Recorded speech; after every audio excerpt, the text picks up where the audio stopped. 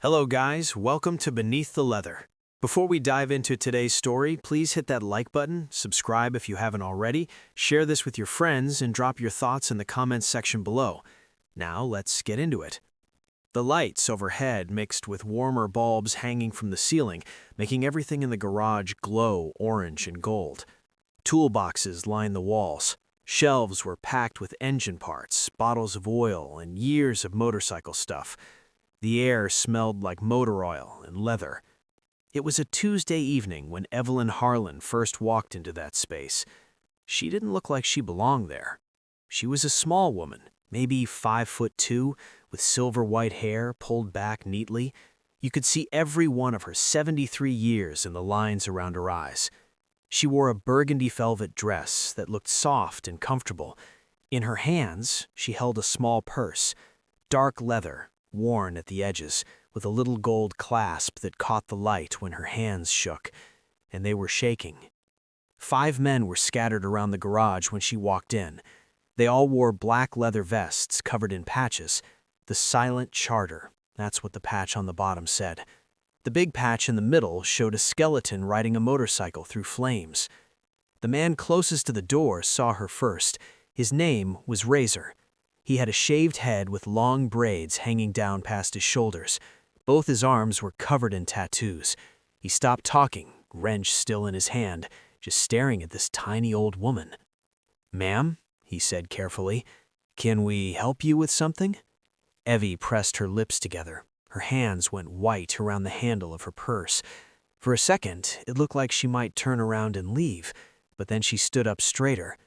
"I need to talk to whoever's in charge," she said. Her voice was quiet, but it didn't shake. The other men had stopped working now. One of them, a guy they called Doc, wiped his hands on a cloth. Another guy, younger, with a mohawk, just stood there, staring. "That would be Hank," Razor said, pointing toward the back. "Hank, someone's here to see you." From behind a Harley that was taken apart, a man stood up. Hank Morrison. Everyone called him the Tank. He was tall, with broad shoulders, probably in his early 50s. He had an iron-gray beard that went down to his chest, long hair pulled back from a weathered face. Tattoos covered his arms. He looked at Evie, and something changed in his face. Maybe it was how she held herself, or the fear in her eyes that was trying so hard to look like courage. "Ma'am," he said, walking slowly, "I'm Hank. What can we do for you?" Evie's hands were still shaking. She put her purse down on the nearest workbench. The sound seemed way too loud in the sudden quiet. All 5 men were watching her now. "I've been told to stay quiet for years," she said. Her voice cracked a little. "By my husband, by people at our church, by police officers who came to the house twice and decided everything was fine because he's a respected man, a good man, they said." Hank stepped closer. One of his brothers, a guy named Stone, leaned in to listen better. "I don't know where else to go," Evie continued. She looked up at Hank. There were tears in her eyes, but they weren't falling. "I've tried the police. I've tried talking to our pastor. I've tried telling our neighbors, and everyone just smiles and tells me that marriage is hard sometimes, that I need to pray more, that I'm remembering things wrong because I'm getting old." She stopped for a second, swallowing hard. "But I'm not remembering wrong." Then Evelyn Harlan did something that would change everything. She reached down and rolled up the sleeve of her burgundy velvet dress. What the light showed made every man in that garage freeze. Bruises. Not just 1 or 2, layers and layers of them. Purple ones that were new, maybe a day or 2 old. Yellow-green ones that were healing. Light brown shadows from weeks ago. Her whole arm looked like a map of pain, a timeline of hurt that had been hidden under soft fabric and long sleeves. Hank the Tank had seen a lot in his life. He'd seen men beaten in bar fights. He'd pulled friends out of motorcycle crashes. He'd spent 2 years in a desert halfway around the world before he ever joined the Silent Charter. But looking at Evie's arm made something cold settle in his chest. He reached out slowly and put one big tattooed hand on Evie's shoulder. Not grabbing, not pushing, just letting her know she wasn't alone anymore. "How long?" he asked quietly. Evie looked right at him. 42 years, since 3 months after we got married. Behind them, someone said something under his breath. Stone uncrossed his arms. Razor put down his wrench. "And nobody did anything?" Hank asked. "He's really good at making people believe him. He volunteers at the library. He gives money to the hospital. Everyone loves him. And I'm just his wife who's getting confused because I'm old." She pulled her sleeve back down and picked up her purse again. Her hands had stopped shaking. Something about finally saying it out loud had given her strength. "I'm not asking you to hurt him," she said, looking at each of the 5 men. "I'm just asking for help to get out, because if I try to leave by myself, he'll find me. He always finds me. And next time—" She didn't finish. She didn't have to. Hank looked at his brothers. Stone nodded once. Doc's jaw was clenched tight. Razor crossed his arms, and the younger guy with the mohawk looked like he wanted to punch through a wall. "Ma'am," Hank said, and his voice had a dangerous calm in it. "You came to the right place." The other men moved closer, forming a circle around her, not trapping her, protecting her. "What's your name?" Hank asked. "Evelyn, but everyone calls me Evie." "Okay, Evie, I'm gonna need you to tell us everything. Can you do that?" Evie nodded. Her chin trembled just a little, but she didn't cry. "His name is Richard," she started. "Richard Harlan. We live in the big white house on Maple Street, the one with the blue shutters and the perfect garden." Stone pulled up a stool. She sat down, grateful. "Everyone thinks he's wonderful," she continued. "He runs the Christmas toy drive every year. He's on the hospital board. People stop him on the street to shake his hand." "But at home?" Doc asked gently. Evie's hands tightened around your purse. "At home, he's different. It started small. Comments about how I dressed, how I talked. Then it was pushing, grabbing my arm too hard, twisting my wrist when he was angry." She took a shaky breath. "Then it got worse. The garage was quiet. You could hear the tick of cooling metal from one of the motorcycles." "Why now?" Hank asked. "Why did you come here today?" Evie looked up at him, and a tear fell down her cheek. "Because yesterday he told me if I ever tried to leave, he'd make sure I ended up in a nursing home where nobody would believe me. He's already been telling our doctor that I'm getting forgetful, that I say strange things." Her voice dropped to a whisper. "And I realized that if I don't do something now, I'm gonna die in that house, and he's gonna cry at my funeral, and everyone's gonna feel sorry for him, and nobody will ever know the truth." Hank pulled up another stool and sat down across from Evie. The other men gathered closer, but not too close. They knew what it felt like to be cornered, and they weren't gonna do that to her. "Start from the beginning," Hank said softly. "Take your time." Evie took a deep breath. Her hands were folded in her lap now, one thumb rubbing over the other in a nervous pattern she'd probably done a million times before. "I met Richard when I was 31. I know that sounds old to meet someone, but back then I thought I was running out of time. All my friends were married, my mother kept asking when I was going to settle down, and then Richard showed up at the library where I worked." She smiled, but it was sad. "He was so charming. He brought me flowers, he opened doors, he told me I was beautiful and smart, and that he'd been waiting his whole life to meet someone like me." Doc leaned against the workbench, arms crossed, listening.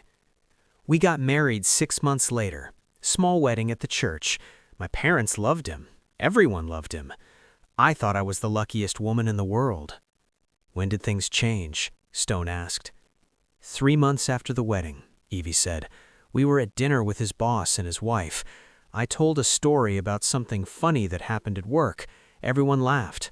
But when we got home, Richard grabbed my arm and told me I'd embarrassed him, that I talked too much, that I needed to learn when to be quiet."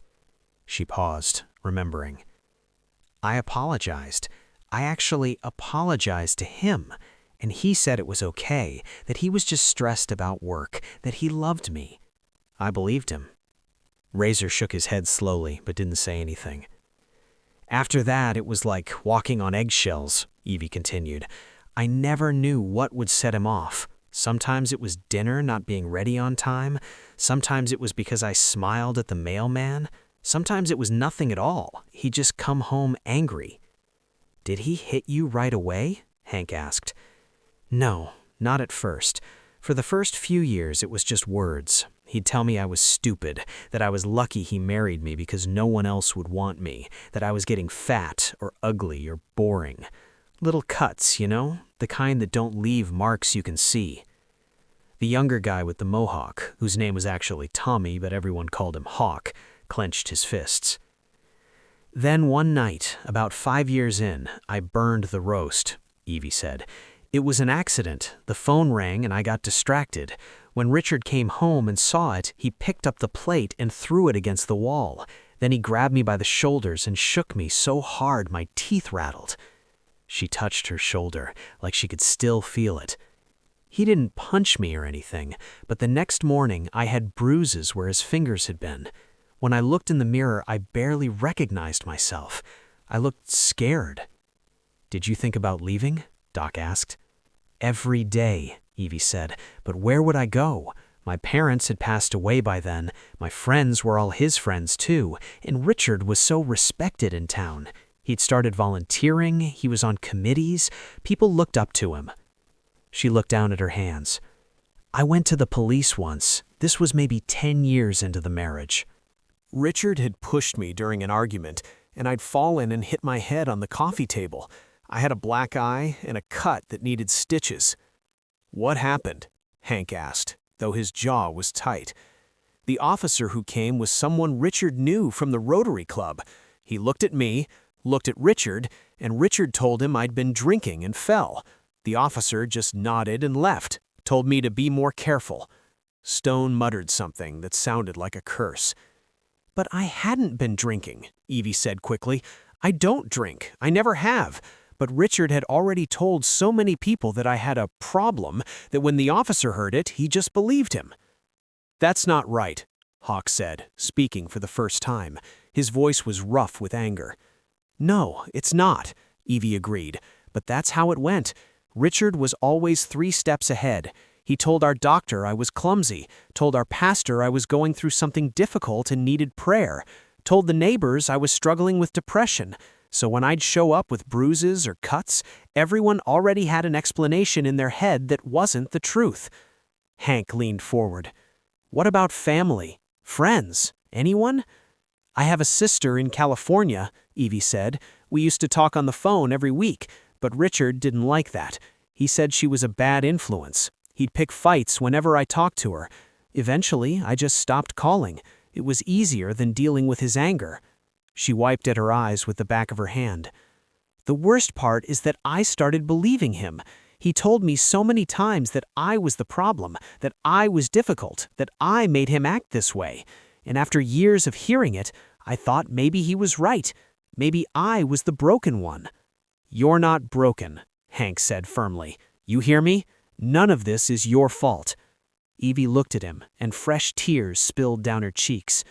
"You're the first person in 42 years who said that to me." The garage was quiet, except for the sound of Evie crying softly. Doc grabbed a clean shop towel and handed it to her. She took it with a grateful nod. "There's more," she said after a moment. "It's gotten worse lately. He's older now, but his temper is worse. Last month he pushed me down the stairs because I asked him to pick up his jacket. I was in bed for 3 days with bruised ribs." "Did you go to the hospital?" "He wouldn't let me. He said if I went, he'd tell them I was senile and trying to hurt myself for attention. And I knew they'd believe him. They always believe him." She took a shaky breath. "Yesterday was the final straw. We were arguing about something small, I don't even remember what, and he grabbed me by the throat and squeezed. Not enough to choke me completely, but enough that I couldn't breathe.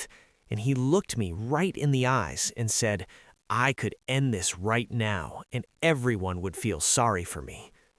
The cold feeling in Hank's chest had turned into something hotter, something dangerous. "That's when I knew I had to do something," Evie continued. "Because he's right. If something happens to me, everyone will comfort him. They'll bring him casseroles and tell him what a good husband he was. and I'll be gone, and the truth will be gone with me. She looked around at all 5 men. I heard about you guys from a woman at the grocery store. Her son got into some trouble a few years back, and you helped him get out of a bad situation. She said you were good people, even if the town doesn't always see it that way.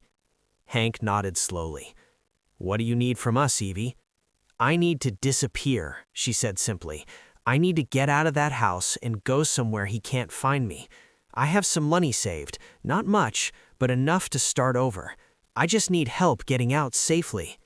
Stone stepped forward. Does he know you're here? No, he thinks I'm at the library. I come here every Tuesday to volunteer. He'll expect me home by 5. Hank looked at his watch. It was 3:30. Okay, here's what's going to happen. Stone, you and Hawk are going to follow Evie home. Stay outside, make sure she gets in safe. Doc, call Maria at the women's shelter downtown. See if they have a bed. She can't go to a shelter, Razor said. He'll look there first. He's right, Evie said. Richard knows the woman who runs it. He's donated money there. Hank thought for a moment. Okay, we'll figure something else out. Evie, do you trust us? She looked at each of them, these rough men with their leather vests and tattoos and beards, men that society had written off as dangerous, and she nodded. Yes, I trust you. Hank walked to the back office of the garage and made a phone call. The others could hear him talking low, his voice serious. When he came back, he looked at Evie. We've got a place for you, Evie. A friend of ours has a cabin about 2 hours north. It's quiet, off the grid. Nobody knows about it except us. But I can't just disappear, Evie said. Richard will call the police. He'll report me missing. They'll look for me. Let them look. You're a grown woman. You have every right to leave. But he'll say I'm confused, that I'm not thinking straight. He's been setting that up for months now. Hank sat back down across from her. That's why we're not just getting you out. We're going to make sure he can't come after you. We're going to collect evidence, real evidence, the kind that even his fancy reputation can't explain away. What kind of evidence? Evie asked. Photos of your bruises, medical records if you have any. Anything that shows a pattern, Doc said. I've got a friend who's a nurse. She can document your injuries properly, create a record that holds up. I have medical records, Evie said slowly, from over the years. Different doctors, different hospitals. Richard always made sure I went to different places so no one would notice a pattern, but I kept copies. I hid them in the basement behind some old paint cans. Razor leaned forward. That's good. That's really good. What else? There's a diary, Evie said quietly. I've been writing things down for years. Dates, times, what happened. I know it sounds silly, but I thought maybe someday someone would believe me if I had proof. Where's the diary? Hank asked. Hidden in the garden shed, inside an old coffee can buried under the fertilizer bags. Hank looked at Stone. We need to get those records in that diary. I can get them, Evie said, when I go home today. No, Hank said firmly. If something goes wrong, if he catches you, it'll be worse. We'll get them. How? He's always home. He retired last year. He barely leaves the house anymore. Stone smiled, but it wasn't a friendly smile. Everyone leaves their house sometimes. We just need to give him a reason. Over the next hour, they made a plan. It wasn't complicated, but it was careful. The silent charter had learned over the years that the best plans were simple ones. Hawk would call the hospital and pretend to be from the town council. He'd tell them Richard Harlan was needed for an emergency meeting about the Christmas toy drive, something about funding being cut. Richard wouldn't be able to resist. His reputation meant everything to him. While Richard was at the hospital, Stone and Razor would go to the house. Evie would give them her key. They'd get the medical records from the basement and the diary from the garden shed. In and out, quick and quiet. Doc would take photos of Evie's injuries, proper documentation with dates and descriptions. His nurse friend would write up a report, and Hank would make some calls to people he knew, people who understood how to keep someone safe when the system failed them. What about my things? Clothes? Photos? We'll pack a bag for you, Hank said. Just tell us what you need. Evie's hands were shaking again, but this time it was different. It wasn't fear. It was something else. Hope, maybe. Or relief that someone was finally taking her seriously. "There's a blue suitcase in my closet," she said. "Top shelf. And there's a photo album under my side of the bed. It has pictures of my parents. That's all I really want." "We'll get it," Stone promised. At 4 o'clock, Hawk made the phone call. He put on his most official voice, the one he used to use when he worked in sales before the club became his life. 20 minutes later, Evie's phone buzzed. It was a text from Richard. "Have to go to hospital for emergency meeting. Be back by 6. Dinner better be ready." Evie showed the text to Hank. He nodded. "That's our window. 2 hours." Stone and Razor headed out immediately. They took Stone's truck, not their motorcycles. Less attention that way. Evie had drawn them a map of the house, showing them exactly where everything was. While they were gone, Doc set up a space in the back office. He had Evie sit down and carefully photographed every bruise, every mark, every injury. He measured them, wrote down their colors and sizes, asked her how she got each one. It took an hour. By the time they were done, Evie looked exhausted. "You okay?" Doc asked gently. "I've never told anyone the whole truth before," she said. "I've never had anyone write it all down like it mattered." "It matters," Doc said. "It all matters." At 5:30, Stone and Razor came back. They had the blue suitcase, the photo album, the medical records in a manila folder, and the diary in a plastic bag to keep it safe. Hank opened the diary carefully. The handwriting was small and neat, page after page of dates and descriptions. March 15th, 1985. He pushed me into the wall because dinner was cold. Bruise on left shoulder. June 3rd, 1987. He twisted my wrist during argument about grocery bill, swelling for 3 days. It went on and on. 42 years of pain, written in careful script. "This is enough," Hank said quietly. "This is more than enough." But Stone held up another piece of paper. "There's more. I found this in his desk drawer." It was a letter from Richard to their family doctor. In it, Richard expressed concern about Evie's mental state. He wrote that she was becoming forgetful and paranoid, and sometimes made up stories for attention. He asked if there were medications that might help, or if she should be evaluated for dementia. The letter was dated 3 weeks ago. "He's been planning this," Evie said, her voice hollow. "He's been setting up a way to make sure nobody believes me if I ever told." "But now we have proof that you're not confused," Doc said. "We have medical records that go back decades. We have your diary with specific dates and details. We have photos. He can't explain all of this away." Hank looked at Evie. "Here's what happens next. We take you to the cabin tonight. You stay there until we figure out the next step. We're going to make copies of everything, multiple copies. We're going to make sure that if anything happens to you, this evidence gets to the right people." "What right people?" Evie asked. "The police didn't help before." "Not the local police," Hank said. "I know a detective in the state police. She handles domestic cases. She's good, and she doesn't care how much money someone donates to the hospital." Evie nodded slowly. Okay, I'll go." "You need to call him," Stone said. "Richard. You need to tell him something so he doesn't get suspicious tonight." Evie thought for a moment, then picked up her phone. Her hands were steadier now. She dialed. "Richard, it's me. I'm at the library still. Mrs. Chen asked me to help her with the new inventory system. I'm going to be late. Don't wait up for dinner. I'll grab something here." She listened for a moment. "Yes, I know. I'm sorry. I'll be home before 10. Okay, bye." She hung up and looked at the men around her. "He believed me. Mrs. Chen is real. She's the head librarian. He knows I help her sometimes." "Good," Hank said. "That gives us time." They drove Evie to the cabin that night in Stone's truck. Hank followed on his motorcycle and Doc came in his van. The cabin was exactly what Evie needed. Small, warm and far away from everything she'd known for 42 years.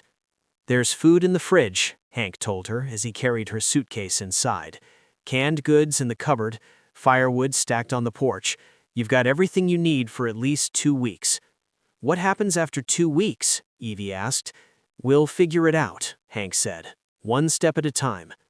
After they got Evie settled, the men drove back to town. It was almost midnight when they gathered back at the garage. They spread all the evidence out on the workbench: the diary, the medical records, the photos, Richard's letter to the doctor. "We need to decide what we're doing with this," Stone said. "We take it to the state police," Doc said. "Like Hank said, let them handle it." But Razor shook his head. "The police are going to ask where Evie is, and if she's not there to make a statement, they might not take it seriously. They might think she just ran off and we're making trouble." "So what do you suggest?" Hank asked. "I think we need to talk to Richard first," Razor said.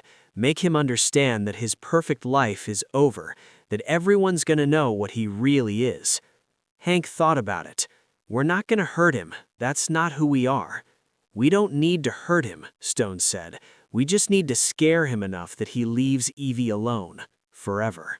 They talked for another hour, making a plan. It had to be done right. No violence, no threats that could get them arrested, just the truth, delivered in a way that Richard couldn't ignore or explain away. 3 days later, on a Saturday afternoon, Richard Harlan came home from the grocery store to find his front door unlocked. He knew he'd locked it. He always locked it.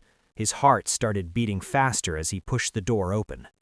In his living room, sitting on his furniture like they belonged there, were 5 men in leather vests, the Silent Charter. He recognized them from around town, though he'd never spoken to them. People like him didn't associate with people like them. "What are you doing in my house?" Richard said, trying to sound angry instead of scared. "I'm calling the police." "Go ahead," Hank said calmly. He was sitting in Richard's favorite chair, the expensive leather one that no one else was allowed to use. "Call them. We'll wait." Richard's hand went to his pocket, but he didn't pull out his phone. Something in the way these men looked at him made him hesitate. "Where's my wife?" he demanded. "What have you done with Evelyn?" "She's safe," Stone said. He was standing by the fireplace, arms crossed. "Safer than she's been in 42 years. "I don't know what she told you, but she's confused," Richard said quickly. "She's been having memory problems. I've been trying to get her help, but she refuses. She makes up stories sometimes." "Like this story?" Doc asked. He held up the diary. "Because she's been writing these stories down for a long time. Very detailed stories, with dates and times and descriptions." Richard's face went pale. "Where did you get that? You have no right." "Or these stories," Razor held up. "The medical records. Hospital visits going back to 1983. Broken wrist, bruised ribs, black eyes, concussions, all with your explanations about how clumsy she is." "She is clumsy," Richard said, but his voice was weaker now. "I've told the doctors that. It's not my fault. She—" "And what about this?" Hank stood up, holding Richard's own letter. "This letter you wrote to Dr. Palmer, trying to make everyone think she's losing her mind, setting it up so nobody would believe her if she ever told the truth." Richard's mouth opened and closed. For the first time in 42 years, he didn't have an explanation ready. He didn't have a smooth lie or a reasonable excuse. "Get out of my house. You're trespassing. I'll have you all arrested." "See, that's the thing," Hank said, stepping closer. "We made copies of everything. The diary, the medical records, your letter, the photos of what you did to her 3 days ago. We made lots of copies." "One set is with a lawyer in the city," Stone said, "with instructions to send it to every newspaper in the state if anything happens to Evie or to us. Another set is with the state police," Doc added, "a detective who specializes in cases like this. She's very interested in talking to you." "And another set is with your pastor at church," Razor said, "and the president of the hospital board, and the head of the Rotary Club, all the people who think you're such a good man." Richard's legs seemed to give out. He sat down hard on the couch. His face had gone from pale to gray. "You can't prove anything," he whispered. "It's her word against mine." It's not just her word anymore, Hank said quietly. It's 42 years of documented evidence. It's medical professionals who are willing to testify about the pattern of injuries. It's neighbors who saw things but were too scared of your reputation to say anything. Until now. Richard looked up. What do you want? Money? Is that what this is? The disgust on the men's faces was clear. We don't want your money, Stone said. We want you to understand something. Evie is gone. You're never going to see her again. You're never going to contact her. You're never going to look for her. And if you do, Doc continued, all of this evidence goes public. Every newspaper, every TV station, everyone in this town who thinks you're a pillar of the community is going to know exactly what you are. You'll lose everything, Doc said. Your reputation, your position at the hospital, your friends, everything. Richard's hands were shaking now. The same hands that had hurt Evie for decades were trembling like hers had in the garage.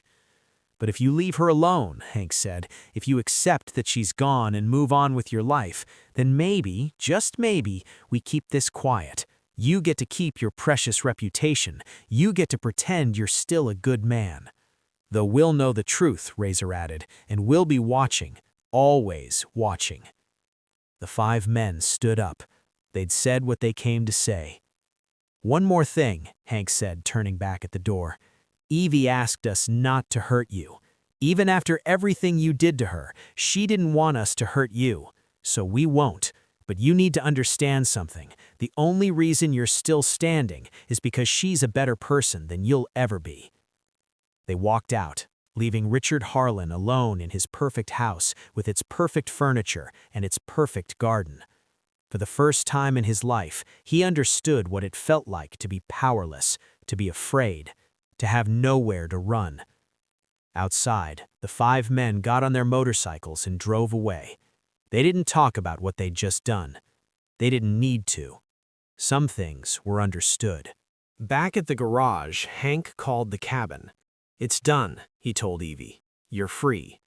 On the other end of the line, Evie started to cry. But this time, they were different tears. After 42 years, she was finally crying tears of relief. 6 months passed like a slow exhale. Evie stayed at the cabin for the first month, learning what silence felt like when it wasn't dangerous. She'd wake up in the morning and just sit on the porch, drinking coffee and watching the sun come up through the trees. No one telling her she made it wrong. No one watching her every move. Hank visited every week, bringing groceries and checking to make sure she had everything she needed. Sometimes Doc came with him, sometimes Stone. They never stayed long. They just wanted her to know she wasn't forgotten. "How you doing?" Hank asked one afternoon in late autumn. The leaves were turning gold and red, falling like confetti around the cabin. "I'm okay," Evie said, and for the first time in decades it was true. "Some days are hard. I keep thinking I hear his car in the driveway, or I'll drop something and flinch, waiting for him to yell. But then I remember, he's not here. He can't hurt me anymore." "That's normal," Hank said gently. "Healing takes time." "What happened to him?" Evie asked. She'd been afraid to ask before. "Did he leave town?" Hank nodded. 3 weeks after we talked to him. Told everyone he was moving to Florida to be closer to his brother. Sold the house, just packed up and left. "Do you think he'll come back?" "No," Hank said with certainty.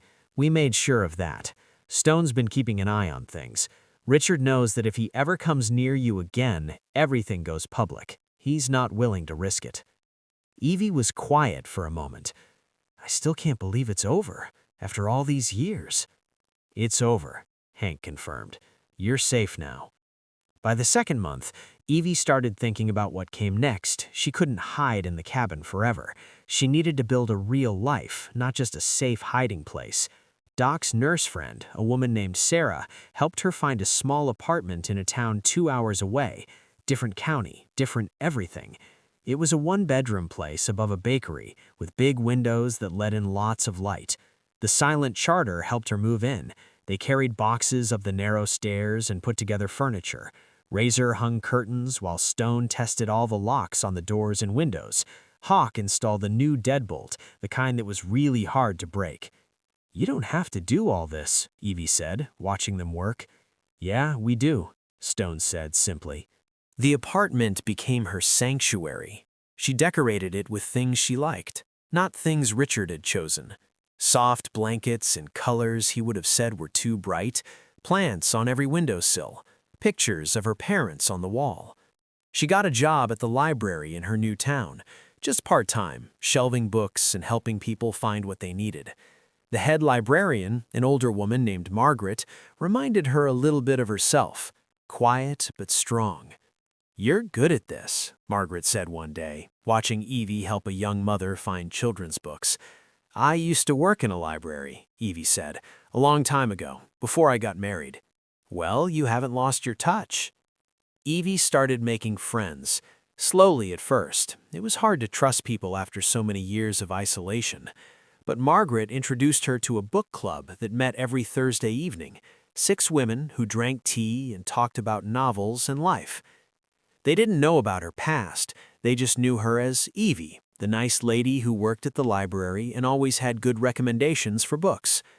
One Thursday, they were discussing a novel about a woman who'd survived something terrible. One of the women, a younger lady named Beth, said, "I don't know if I could be that strong. If something like that happened to me, I think I'd just fall apart." Evie looked at her gently. "You'd be surprised what you can survive when you have to.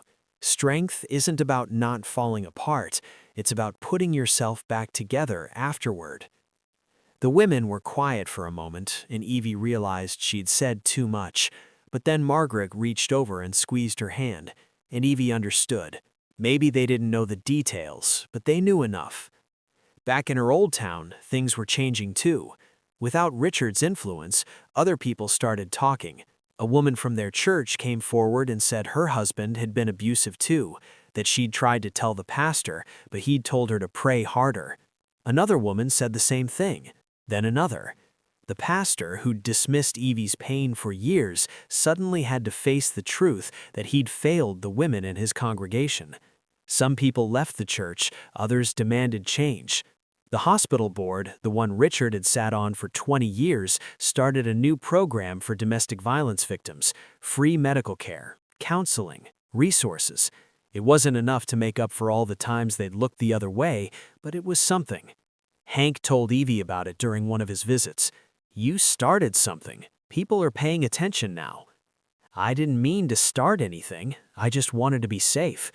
Sometimes that's how change happens, one person being brave enough to ask for help. On a cold day in February, almost 8 months after she'd walked into that garage, Evie sat down and wrote a letter. Her handwriting was steadier now, stronger. "Dear Hank," it began, "I wanted to write and tell you how I'm doing. I know you worry, even though you try not to show it. I'm good, really good. I have my own place, a job I like, and friends who make me laugh. I'm 74 years old, and I'm finally learning who I am when I'm not scared all the time. I think about that day in the garage a lot, how my hands were shaking when I showed you my arm, how terrified I was that you'd turn me away like everyone else had. But you didn't. You listened. You believed me.